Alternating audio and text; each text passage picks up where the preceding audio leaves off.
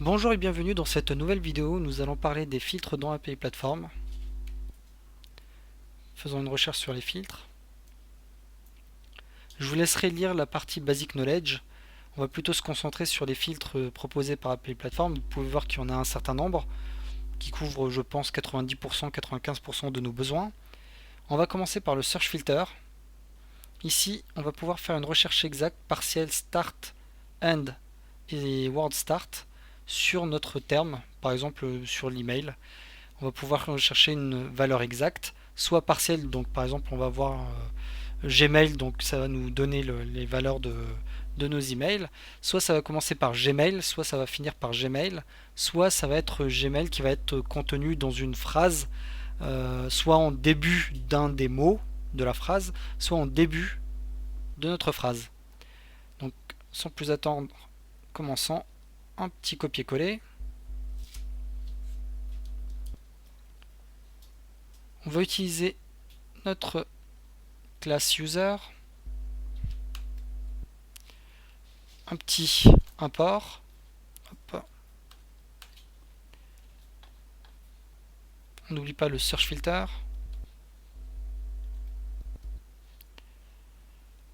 On va se baser plutôt sur les mails.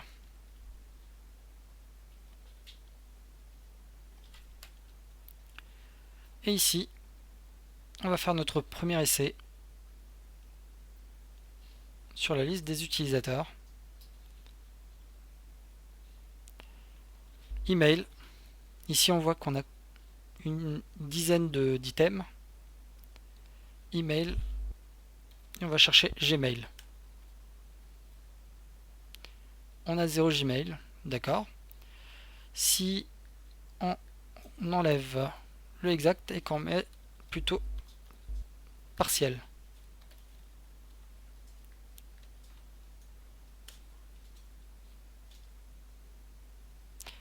On a un terme qui apparaît. Parfait. Bon, que demander de plus? Alors, on va passer au filtre suivant. Sur les dates. Donc on va faire un copier-coller.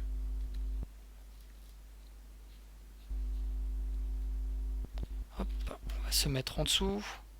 On n'oublie pas l'import.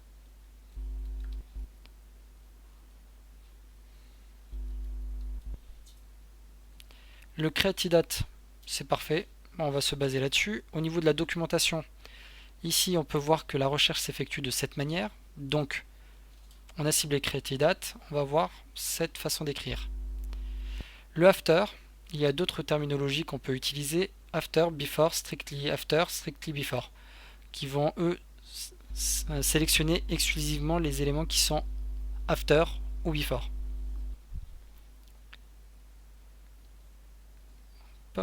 Alors on va venir ici, on va rajouter le create-date after, et là on va mettre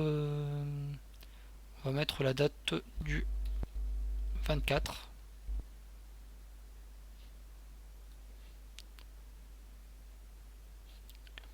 Un seul item. On enlève l'email, on fait un test, et là on a nos 10 items. Maintenant on va faire un essai avec le 25. On n'a plus que 2 items. Biz et biz. Parfait. Donc on va mettre ça. On va mettre biz ici plutôt que Gmail. On a toujours nos 2 items. Si je retire celui-ci, je fais le test. On a 3 items. Parfait. On va laisser ces 2 éléments là. Et si je mets le strictly after, et qu'on regarde au niveau, on a le 27 à 15h. Du coup on va mettre le 27.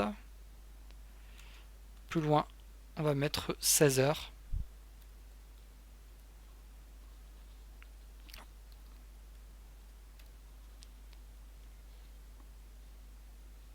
Bon, on n'a plus que le 30. Parfait. Filtre suivant, le booléen et le numérique. Pour ces 2 éléments, je vais créer 2 champs supplémentaires sur notre user. On va faire un bin console make entity user. Et ici on va rajouter le status boolean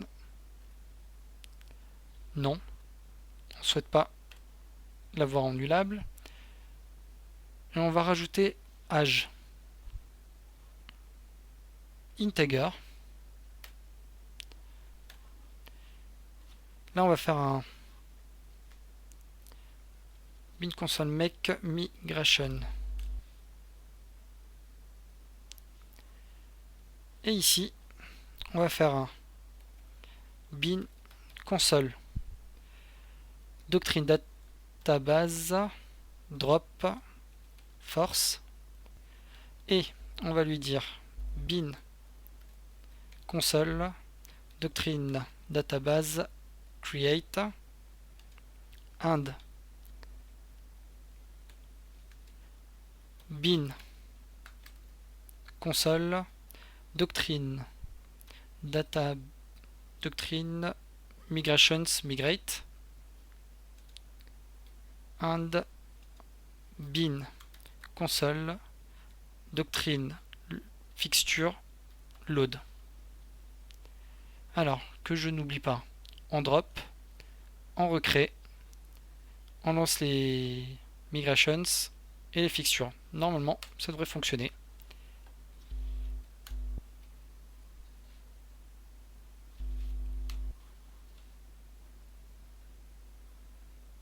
Et ici on va voir un double problème, ce qui est normal. Bon, ici on voit status, mais on va avoir le même problème avec age. Alors, on va aller au niveau de notre user. Au niveau ici, on n'oublie pas de mettre le type boolean int. Et ici, on va mettre des valeurs par défaut. Status égale true. Par défaut, notre utilisateur est actif. This age égale, on va mettre la majorité, donc 18 ans. Et puis, on va aller se rendre au niveau de notre fixture. Ici, if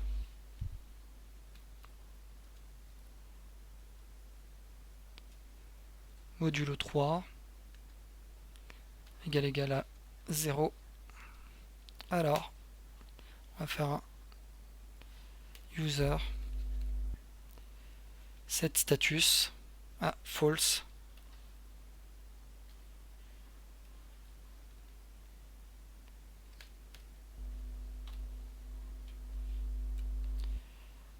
Set age, on va lui dire 23. Ça me semble pas mal. On va rejouer notre fameuse commande.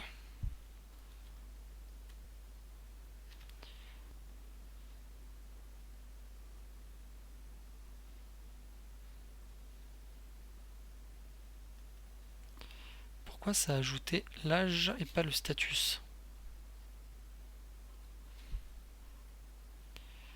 Bon, enfin make migrations. On devrait avoir un autre fichier.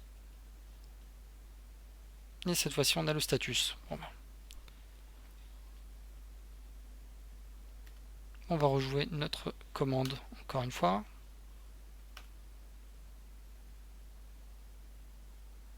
Voilà, cette fois-ci c'est bon. On va aller au niveau de la base de données. On va réactualiser. On va voir certaines data à 23, d'autres à 18. Les statuts pareil. Bon, ben ça me semble pas mal.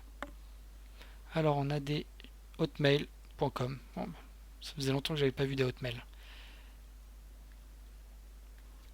Alors, maintenant, on va aller au niveau de la documentation. Boolean, on va faire un copier-coller.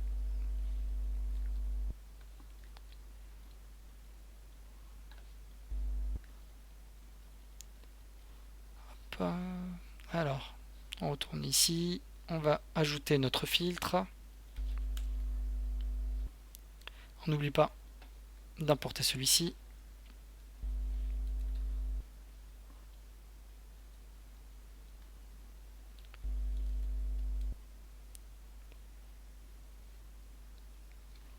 Status.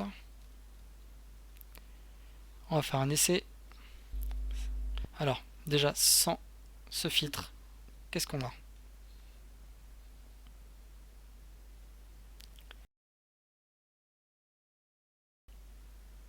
On a un bise. Bon, bah, c'est déjà pas mal. Par contre, on n'a pas le status. Bon, bah, on va tout de suite rajouter ces éléments-là. On va prendre le groupe de sérialisation de notre email. On va l'appliquer au status. On va l'appliquer à l'âge. Je réactualise. On a l'âge et le status qui apparaissent. Alors, j'avais vu un hotmail tout à l'heure. Enfin, même plusieurs.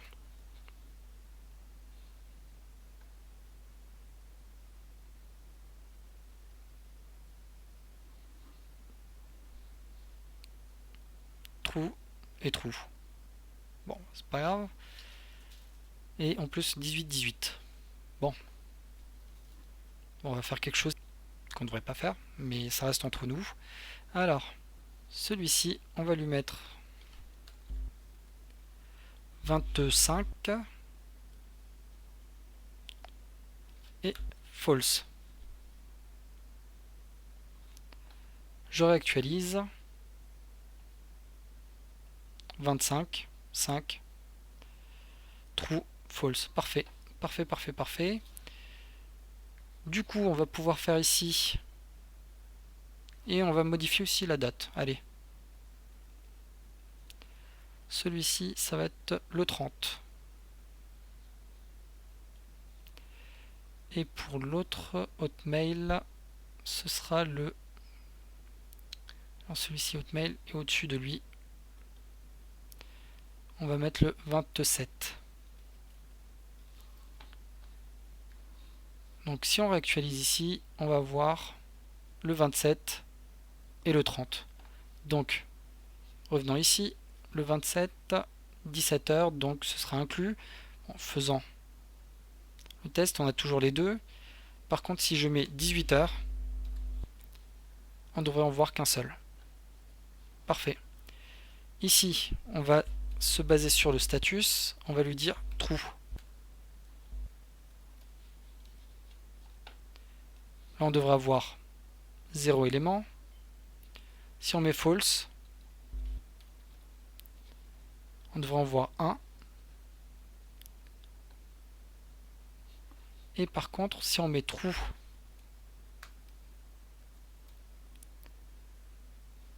et qu'on met juste after, pour inclure la date choisie, donc on enlève, hop, save, une petite erreur, c'est pas un souci.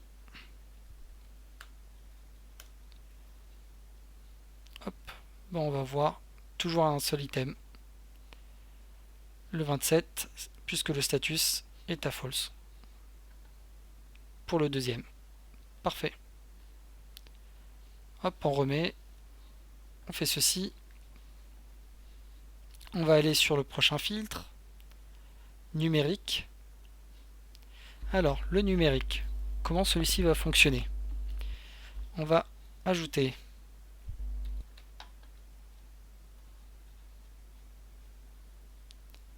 notre filtre. On n'oublie pas le numérique filter.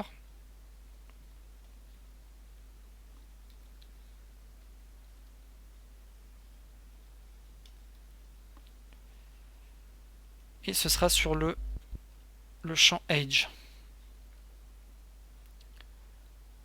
Alors, notre recherche, ça va être sous cette forme-là.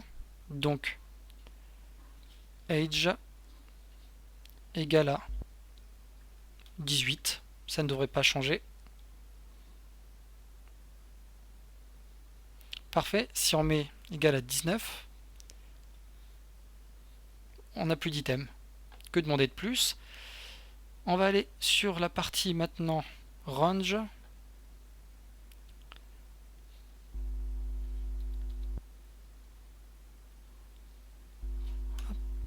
On ajoute celui-ci. On va lui dire c'est sur la propriété age. On n'oublie pas de rajouter le range filter. Et cette fois-ci, alors on va voir comment c'est décrit au niveau de la doc. On a notre propriété avec des valeurs plus petit que, plus grand que, plus petit ou égal, plus grand ou égal, et entre. Du coup, on va prendre le between, age. Ici, on va lui dire 18. Donc logiquement, on devrait voir l'apparition de celui-ci. Si je retire ce filtre et que je rajoute ce filtre avec age,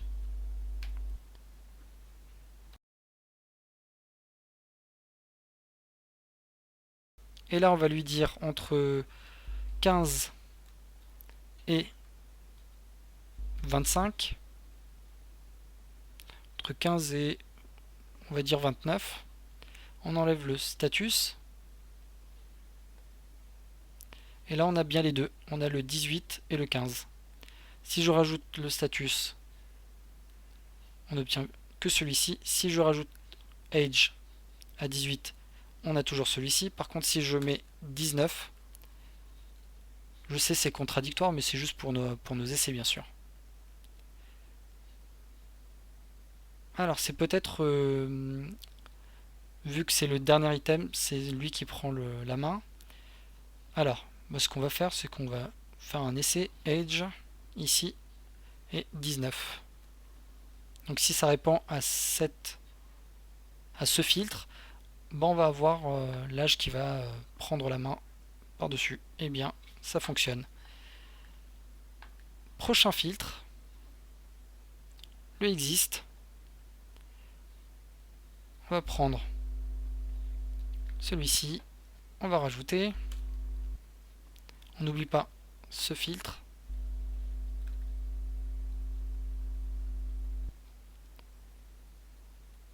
On va lui dire sur updated at.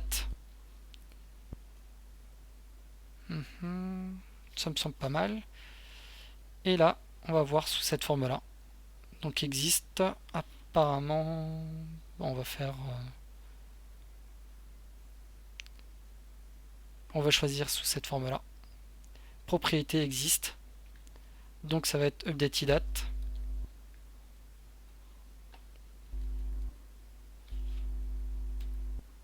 Existe. Alors je sais pas s'il y a un S. Oui, il y a un S.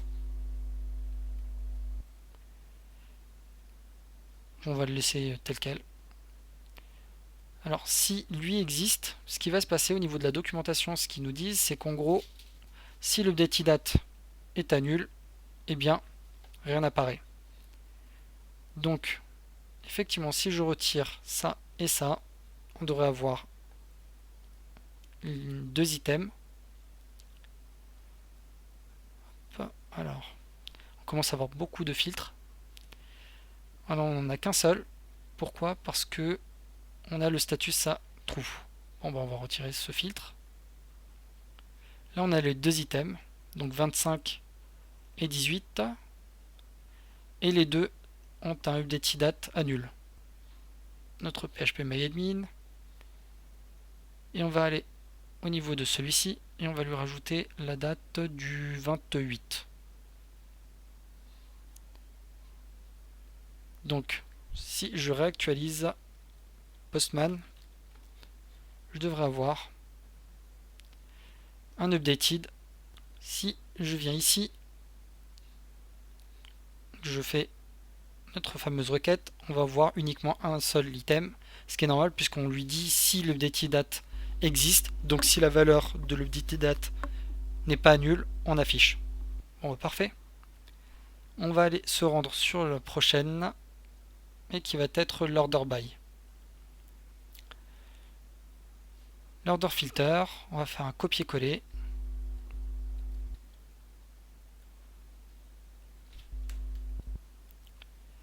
Ici, je vais juste garder l'ID.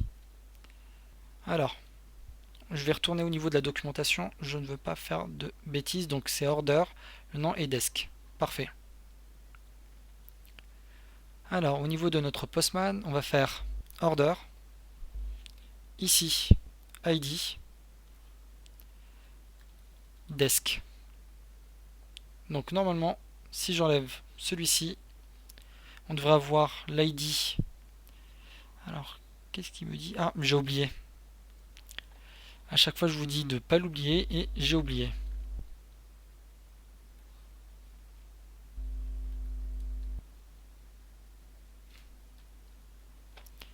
Je relance. Et là, on voit l'ID 6, puis l'ID 5.